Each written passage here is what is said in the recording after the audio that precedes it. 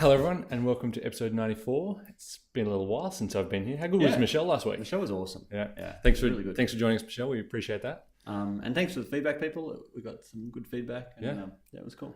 It's good to get some insights. It's interesting how the AFL and the AFLW just works because we sit here in the private sector and athletes come to us and then we train them as individuals or as small teams or small groups. But when you work with a larger team, it can be quite a different game from administering and time constraints and equipment constraints and personnel and all those sort of things become big factors. I really like the Collingwood idea of you can choose the practitioner that you think best suits what your body needs. Yeah. They can choose to go to the physio or the osteo. Because and for me, there's certain times when I would rather see an osteo and I'd rather see a physio. It's horses for courses, isn't it? And I think it's great that elite sport is now getting onto the osteo bandwagon as well, not just down that. And I think physio have their benefits, osteos have their benefits, myos have their places, but having them all in there and then going, well, it's probably an osteo thing, it's probably a physio thing, maybe it's a bit of both, and then you can sort of get that best treatment possible. Interesting that osteo are moving towards adding their masters stuff to sports, because that's where they've not been as strong historically, where physios have been stronger around exercise and loading and performance Interesting. So today though, we'll talk about something it's very close to our hearts, and it's getting I'm loving it more and more as the world seems to turn its back on it. And we talk to all the big people in America and all those sort of industry leading figures, and they're always talking about this stuff, but it's universal. It somehow keeps getting lost in the wash. And it's fundamentals. It's one of my favorite sayings in all of sport is do the fundamentals brutally well. Michael Jordan had a version of it as well. That's Mark Verstappen. One, and I think what I am seeing, there's remember that movie? Have you seen the movie Idiocracy? This guy gets transported into the future, like 100 years, and we're all idiots. Oh, right. So it's like the world's got dumber. It's a dystopian future of the world getting dumber and dumber. Is it a comedy? Well, it was. I think here's the thing. It was meant to be a comedy, and I tried to watch it last year, and I couldn't because it was like, a bit too real. It's a bit too close to the bone. Yeah, right. With so much, political stuff and whatnot. Yeah. But I feel a bit like it's going. I feel like the general opinion about what is good and what is bad training in sports science and strength and conditioning, is actually taking a real hit because there's so much Instagram fodder. There's so much. Oh, that looks cool. The age of the Instagram trainer.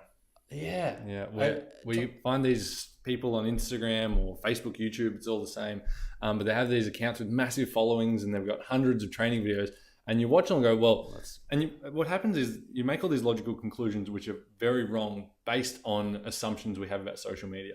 And so you see their page and go, well, he's sponsored by these brands, he has a large following, he has lots of content, and he's training famous people, or he or she, whoever it might be. And you go, well, training famous people, lots of followers, sponsorships, training must be good. But it's actually almost the exact opposite. That's probably like an alarm bell that their training is probably dangerous. Because the things that look great on camera are generally, by definition, either gimmicky or absolute max effort. Yeah, so they're very neurally taxing. And they're not your day-to-day training. I think it's... I don't know what the solution is to, because the problem is that people see that and then it looks very pedestrian to just do really nice, good training. And people with an eye for it will know, that's actually really good. So I commented on... one of our friends, Brett Bartholomew, made that really good post the other day. He made a great post talking about this sort of thing, and it had video with him doing some plyometrics. And they were single leg bounce, so they were a bounding exercise. And it was just the simplest thing, not done over some ridiculous hurdle height, or it's just this simple thing done absolutely exquisitely well. Nice short contact time, big triple extension through the hips and knees and ankles, and powerful. Fluid. It was simultaneously fluid and explosive, and it's just great. And to me, that video should get 1 million views, because that's actually the good stuff. That's what people should be watching and trying to copy. That's the thing that creates adaptation, that make your athlete more robust, more powerful, more explosive, makes them better at what they do. And then they can do the showy thing when they're on ESPN. Yeah. But it's the when fundamental. it matters, when they're getting paid. Yeah. That's the foundation of the showy stuff, the impressive stuff that you actually want to see on the sports field. But often in the gym in particular, it wants to be really simple, good stuff with low too. I mean, I think one of Brett's gripes that I agree with is that we get. I think the comment was something about, or maybe it was another post we was talking about geometry is great, like the shapes you're making. It's great to make great shapes, and we're pretty obsessed. We love our shapes. Yep. People making great shapes, a great squat shape, good sprint mechanics, good landings. Yep. But he said it doesn't trump physics. Which is force times mass. Can you put force into it? Doesn't matter. You can make the most beautiful shapes in the world, but if you're weak as a kitten, it's almost academic in most sports. Oh, look at his sprinting start angle. Yeah, but he's 3 meters behind everyone by the 10 meters. And wait till he gets hit by someone. Exactly. Or she gets hit. And I think so. Those fundamentals. So to me, if we talk fundamentals, you have to go right back to in terms of your movement, the most fundamental thing of the fundamentals is, does your body move well enough to get into the positions you need to be? So do you have that postural and positional capability? Nick Winkelmann's thing of the 3 Ps: position, pattern, and power. I love them. Yeah, it's so simple. Nick Winkelmann, who was at Exos and is now with Irish Rugby. Yeah. I'm sure he's kicking butt over there. He's a smart. He's a dude. doctor of coaching. He's got a PhD in cueing. Yeah, talking about external versus internal, and how do you best make your learning stick, and how athletes can learn and create the most power in their training. And he ran. He was basically the sort of the point man for Exos's combine preparation for gridiron. Yeah, so really good speed and technical. But so the 3 Ps. So position is, can you actually access that range of motion? Do your hamstrings bend far enough? Are your nerves loose enough? Is your thoracic mobile enough to allow you to get into a sprinting start or a landing position or a box out or a cut or whatever it might be, or a squat if you're in the gym? So it's position, then pattern is...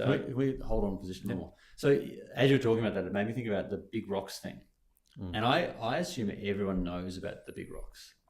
No, they don't. Big rocks are huge. It was really cool. I was at a patellofemoral symposium on the weekend, and they had Jean-Francois Escalier, one of the foremost experts in barefoot running coaching, and just a really switched on guy. And he had this great French accent, which I won't try and imitate. But he talked about the big rocks, and then the way he talked about it, he was so dismissive. He was like, that stuff is just sand. And it was really good. So I'd like to talk about the big rocks. Tell the story. Tell the story about the professor. And maybe we can find a video of it as well to link in the show notes. Yeah, I think it's hard to paint this picture perfectly. But what I want you to imagine is you have a relatively small jar on your table. Yep, there it is. Very good. Yep. Thank you. And beside it is, you've got a bunch of rocks, some quite big, some medium, some small, and then you've got sand. And it seems like it's going to be really hard to fit all that stuff into the jar. And if you try it the wrong way, if you try sand first, so you tip in the sand, then the small rocks, and attempt to put in the big rocks. Try and push them into that dense water. You can't, because you've already put all the sand and the small rocks in. Whereas if you put the biggest rock in first, and you work your way backwards from that, and then the last thing, you tip the sand in and kind of sift it all around. And give it a little jiggle and a little shimmy, all the sand will filter through the gaps. And it's a metaphor for life and for just achieving things and doing stuff. But I think it's particularly good at focus. I like it because it's an analogy and a metaphor that focuses you on, am I fiddling with sand? Am I mucking around with stuff that actually isn't that important? Around the periphery? Or am I addressing something that goes to the heart of the matter, something that is central to success? So an example of... So to tie that into your Instagram trainers that we griped on a little earlier, it's a bit of a gripey episode, sorry everyone. To tie it back into those guys, the majority of the stuff you see on Instagram, the stuff that gets the likes, the stuff that everyone tags their mate on, let's try this next time I'm in the gym, this looks so cool. The significant majority of that stuff is sand. Yeah, it's so much sand. And this isn't to say that you don't need some sand in your training. You still need a little bit of that edge stuff, a little bit of foot speed. Like we'll use the ladders occasionally. Foot speed is nice, good for the nervous system, good for quickness, but it's not a big rock. Your big rock is, can you create triple extension? Can you just jump really high? Can you sprint and accelerate? Can you decelerate? Can you squat heavy loads? They're your big rocks. And so we've got the positional capability, and then you've got patterns, and then you've got power. Yep. And we'll talk about patterns and power in a moment. Yep. But even within positional capability, there are big rocks within that section. Even the subsection, yeah. So, if you're thinking about, I would say the two biggest rocks in positional capability are ankle dorsiflexion. Can you actually bend your ankles enough to get down into a squat? Because if you can't do that, it's game over. Everything else is almost a waste of time because you can't get into good body positions. Yep. And thoracic mobility. So they're the big two. I think they're the two big rocks. And neural flossing, neural flexibility is important. Hip flexors are also pretty important. Hip flexors are a really big deal. But then there's other stuff like having incredible adductor range of motion to get into a really, really deep position. It's actually probably sand for most people. Most sports. Unless you're... so a great example of sand to me is where you're pursuing... you're spending all this time doing mobility stuff to do Olympic lifting, to support your Olympic lifting, which is then supporting... Your power training. Which is then supporting your actual training. Yeah. And so you end up with this program, you look at the pie charts, like a quarter of your warm-up is drills that are for wrist and shoulder and for your rack position, for your catch of your front squat and your cleans. Like, couldn't we find an alternative that's not going to take up 20 minutes? Could we spend that time better? If you're training 3 people and you've got all day, and they're pros and they don't have jobs to go to or lives or anything like that. But if you've got to take a bang for buck focus, you've got to be pretty allergic to too much sand.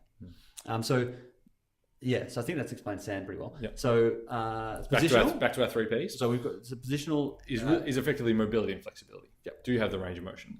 Patterns. Patterns are your neuromuscular coordination and effectively coordination. It's your rhythm and your ability to, say, for example, squat. You don't dump straight into an anterior tilt. You don't go knees first. You don't go too much butt first. Your body doesn't slouch forward. So patterns really divides into the actual movement pattern of the ability to switch on the glute before the hamstring. So there's that software element from a microscopic point of view. So it's that. And then it's also, in a great sense, can you actually make the shape of a good squat, the shape of a good lunge, whatever. Good running pattern, whatever it might be. And so midfoot strike, for example, is a great I think that's the third layer. So I think you've got the software activation. Does it actually activate? Glutes before hamstrings, erectors not too dominant to TVA, whatever it might be. Yep. Do you then have the ability to move into a nice shape, just like in a non-ballistic sense? Yep. And then, to me, the movement skill is its own series of patterns. That's almost like another layer. See, I would put that under the same category as squat. Just the fact that your running doesn't change it from squatting; it's just in a different place. It's still in that second level for me. You're right. So, because we're starting to get that grey area between positional and power. Yeah, maybe you're right. Position, like there's grey area between the 3. I guess it's just because I know exactly why I think it. Because when I'm thinking about training, I'm really I'm always thinking of, let's make sure they have that pattern of the glutes firing, of sitting into a nice shape before we start to add in too much impact work. And that's why I see delineation between the two, because it's like you have to earn your ability to do the speed stuff because you've got good patterns already. And I think if we're in playing classification games, I think yours is right. I think mine is actually more of a progression. Because this is where the overlap becomes between patterning and power, is that some patterns can only be done with power. Yeah. Running, for example, you can't practice your running without ground reaction force and without a power situation. I retract my position. I think I know why I think the way I think about it. Yeah, it makes sense. I understand. But I think that you're correct. Yeah. So that's patterns. And then your 3rd P, your positions, patterns. The 3rd P is power, and that's not just power, but also strength and also speed. So it's your force velocity curve. So with your squats, 1, do your ankles bend enough to allow you to get into a squat? 2, do your glutes activate, and can you time your knees and hips and ankles together to get down into a squat? And the 3rd one is, are you ready to put load onto that? Yeah. Can we load that? Can we strengthen that pattern? Can we add force to it? Can we teach you how to explode through it, snap, or Olympic lift potentially down the track, plyometrics, whatever it might be, to then go to the 3rd stage? And I think those 3 Ps, we'll go back to the topic of today's episode, which is fundamentals and the simple stuff. Those 3 Ps, if you can just, all your training should be focused on improving one of those 3, or ideally all 3, if you can. There's no reason you can't improve all of them. I think it's so important. you want to talk about some of your favorite fluff?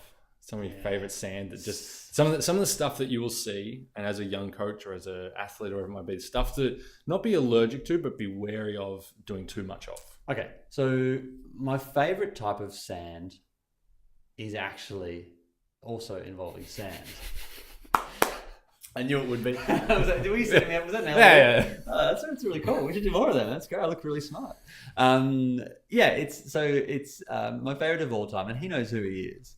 One of our great athletes, whose idea of an awesome workout was sprinting on the sand with his shirt off, with a parachute behind his back. And a football in his hands. And a football in his hand. And when he told us about it, I think I saw it on Instagram. I saw it on Instagram, which is a perfect example. And I was like, dude, that's not. I actually said, dude. I said, that's not actually giving you any of the adaptations you want, and it's going to stir your groin up and his Achilles, behold, which it did. So Nostradamus. It's not giving any of the benefits, and it's like no benefit, all danger. And his response was, "Yeah, man, but heaps of people were gathering around." Yeah, because it's fluffy, because it's fun, it's exciting. It was gathering views in the real world, not just views on Instagram. So that stuff. So sand work in general. We've got an episode. We've got a whole thing, so we won't go into it too deep. But I particularly dislike that. And what I really dislike though is where you're doubling down on a thing, and ironically making you worse at it's like the opposite of synergy. Yeah, it's like because if you add running with a parachute, loaded sprints is a bit of a contentious topic at the moment, where people are debating whether you should push a sled, pull a sled, use a parachute, not do any loaded work, and just do strength training in the gym for it. It's this area where people still. It seems to be that lighter loads and getting a more of a velocity specificity than an intensity, a body angle, and getting good body angles are more important. So there's quite a level of uncertainty around it. But what there is certainty around is the fact, this is 100% without a doubt. This next statement, that resistance against where your body's resisted by the parachute, but the sand is sliding under your feet. So you're getting no ability to get a stretch shortening cycle and explosiveness off the surface. It's literally like practicing sprinting on an ice skating rink in regular shoes. That's a terrible idea. It's a great way to fall on your face and lose some teeth. Yeah. And it's obvious that sprinting in your normal shoes on an ice rink is stupid. Yeah, that's quite logical. Everyone can see that. But on the sand, it's harder to see because you get the sun and you get the shirt off. The shirt off is key. Yeah. So that's probably my number one favorite. My second favorite would be. Can I go with my second favorite? Which I'm so selfish. That's okay. I think ladders. Ladders and foot speed drills and doing Dance Revolution for your agility training, and then calling it agility training. Don't get us wrong. Ladders are great if used appropriately.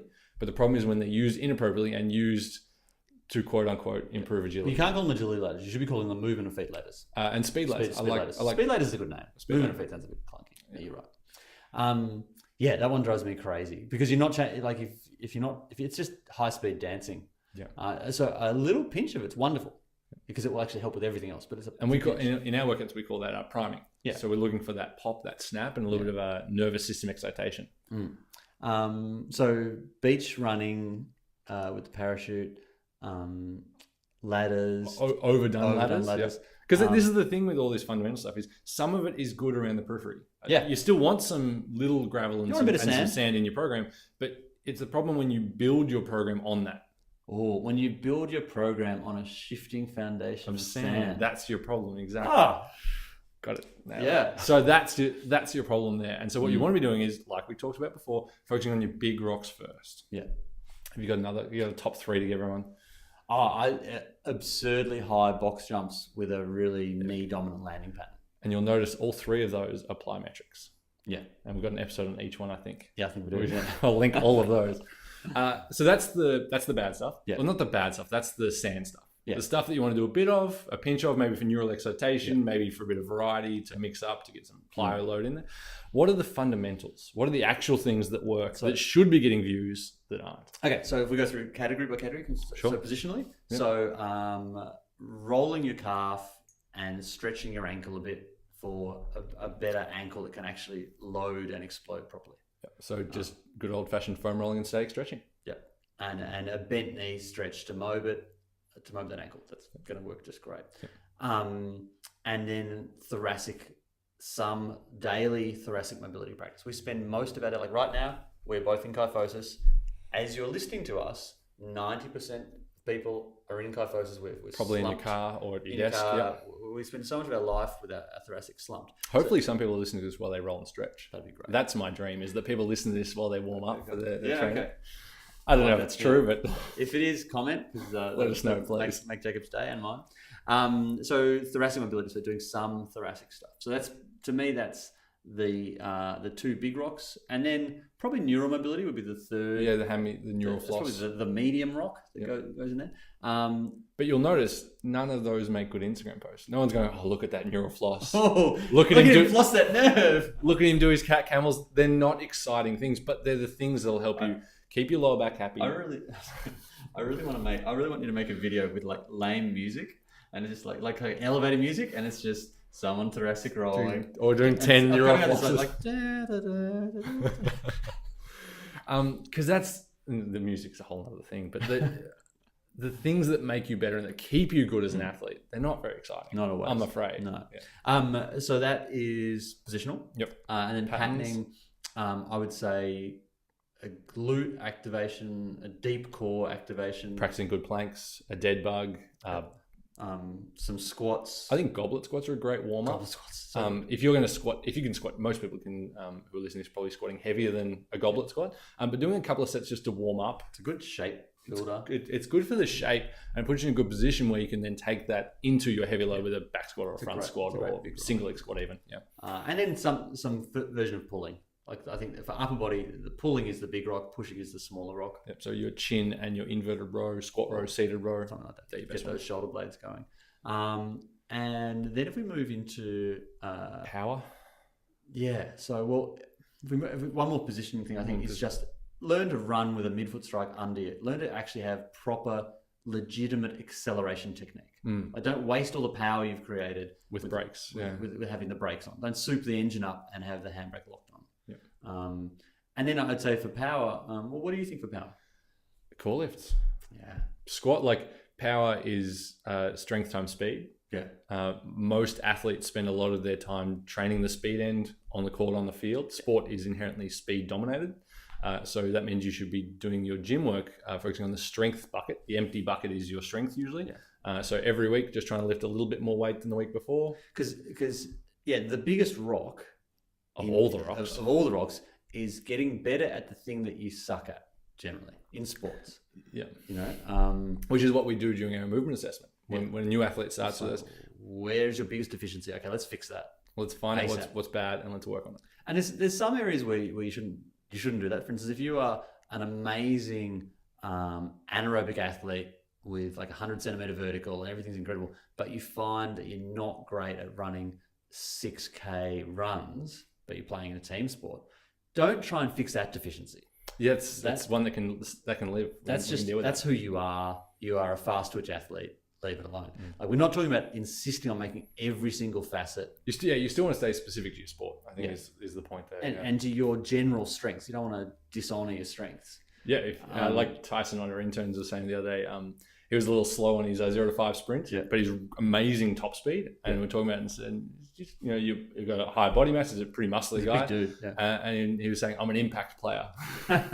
Not too worried about how long he can go for, but when he goes, he flattens people. Yeah. And so he's an impact player. And so it's like, well, if that's your role in the team, don't go trying to become the guy who can run all day, because that's not your job. And you could become obsessed with getting amazing over those first 5 meters. Okay, let's lose 10 kilos. Let's get you leaner so you got quick start time. But what you actually ruin is his peak velocity, which was the one thing he had going for him. He's no longer an impact player. He's just a player. Yeah. So we're not suggesting that. Yeah. But it's more about finding the actual biomechanical deficiencies, the bits that don't move or don't switch on or don't operate, or where you just weak. Like you got someone who moves silky smooth, everything's perfect, but they're just weak. Yeah. Like just fix that. Upgrade the engine. Exactly. So, but you don't have to get fancy and it's not all about fancy spreadsheets and programs and this kind of a wave loading. It's just, for the majority of athletes, it's just what did you lift last week? Are you feeling good? Let's try and go a tiny bit heavier. Yeah. Let's try and sneak the weights up. You did 80 last week. Let's do 82 or 85. And you zoom out on that, and what you have is someone like one of our strongest athletes, fastest, most explosive, Matty Crease, who's just turned up every week. 6 years, something like that. Something ridiculous. And is ripped and jacked and explosive and stronger than Ox. All right, big rocks. We'll see if we can find some. I'll try and find a video that says that tells it's a professor. It's about a professor in a college, and it's a great story. It's very cute. But my big takeaway is focus on the big rocks. Get them right and fit the sand in around the small rocks. So it's big rocks, medium rocks, small rocks, sand. Don't be building your program on sand. Nice.